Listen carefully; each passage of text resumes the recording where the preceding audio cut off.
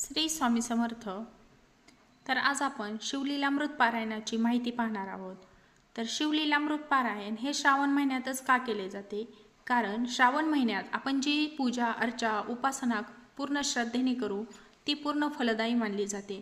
त्यामुळे श्रावण महिना हा पवित्र महिना असल्यामुळे या महिन्यात जर आपण शिवलीलामृत पारायण केले तर ते नक्कीच आपल्याला फलदायी ठरते। तर हे पारायण करताना काही नियम पाळावे लागतात।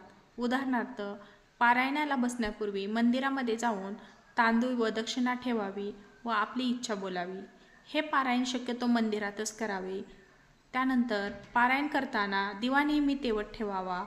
त्याचबरोबर पारायण काळात नेहमी खरे बोलावे, कुणाशी खोटे बोलू नये। तसे तर नेहमीच खरे बोलावे, परंतु पारायण काळात आपल्याकडून कुणाचे मन दुखावले जाणार नाही याची काळजी घ्यावी। शक्यतो मौन पाळावे, कोणालाही अपशब्द वाईट बोलू नये।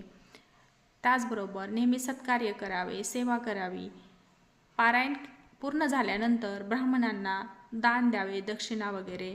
त्याचबरोबर उद्यापन करावे आणि पारायण हे ठरवून 1, 3, 7 दिवसांचे पारायण करावे व पारायण काळामध्ये गरजूंना आपल्याकडून शक्यतो जास्तीत जास्त मदत होईल हे पाहावे।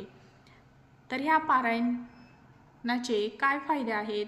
तर घरामध्ये सुखशांती, समृद्धी, सौख्य लाभते, आरोग्य लाभते, कर्जबाजारीपणा कमी होतो, निगेटिव्हिटी कमी होते, आपल्या मनातील वाईट नकारात्मक विचार दूर होतात। तर इतके ह्या पारायणाचे फायदे आहेत।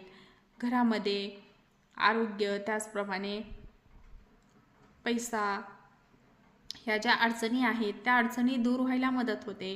घरामध्ये आनंदी वातावरण निर्माण होते, सुखी समृद्धी जीवन मिळते। तर ही आहे शिवलीलामृत पारायणाची माहिती।